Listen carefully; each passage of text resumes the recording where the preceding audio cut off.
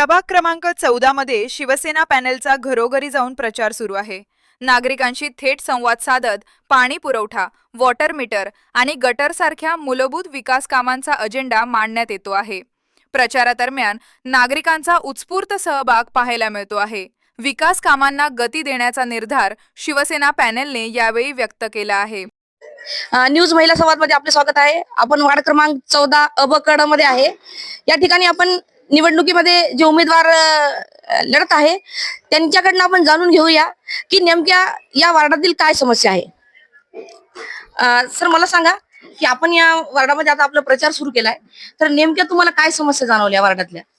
प्रभागामध्ये हा प्रभाग खूप मोठा झालेला आहे आणि आमचा जुना जो प्रभाग होता आणि तिथं मागील 5 वर्ष माझे नगरसेवक राहिले, तिथं स्वच्छतेचा सगळ्यात जास्त प्रश्न आहे.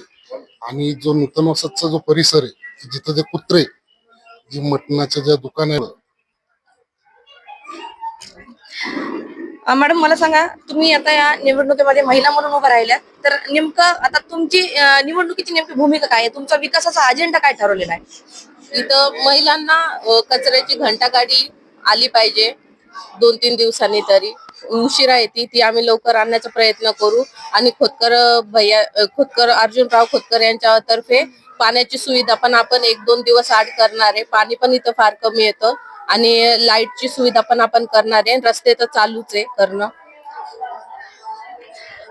आपण पुढील उमेदवाराला विचारू की मॅडम, आता तुम्ही पण या निवडणुकीमध्ये उभा आहात, तर तुम्हाला नेमकं आता आपण महिला म्हणून आहेत, आता महिलांच्या ज्या समस्या आहेत की त्यांना सुरक्षे संदर्भात तुम्ही काय उपाययोजना करणार किंवा महिलांच्या विकासासाठी तुमचे काय नियोजन आहे?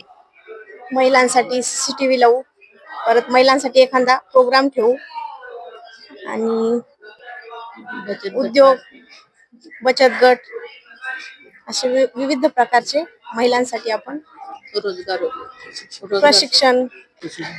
हे होते आपण वार्ड क्रमांक 14 मधील उमेदवारांची या ठिकाणी आपण मुलाखत घेतली. आपण बघितलं की त्यांचा विकासाचा अजेंडा असा आहे की ज्या समस्या आहे लोकांच्या, त्या समस्या दूर करण्याच्या, की ज्या स्वच्छता, पाणी, रस्ते, नाल्या आणि महिला संदर्भातल्या ज्या सुरक्षा आहेत, CCTV कॅमेरे किंवा महिलांना रोजगार मिळवून देणे, महिलांना कौशल्य प्रशिक्षणाच्या आधारे त्यांना रोजगाराच्या संधी उपलब्ध करून देणे, या उमेदवारांच्या पुढचे विकासाचे संवाद मधनं ज्योती आडेकर.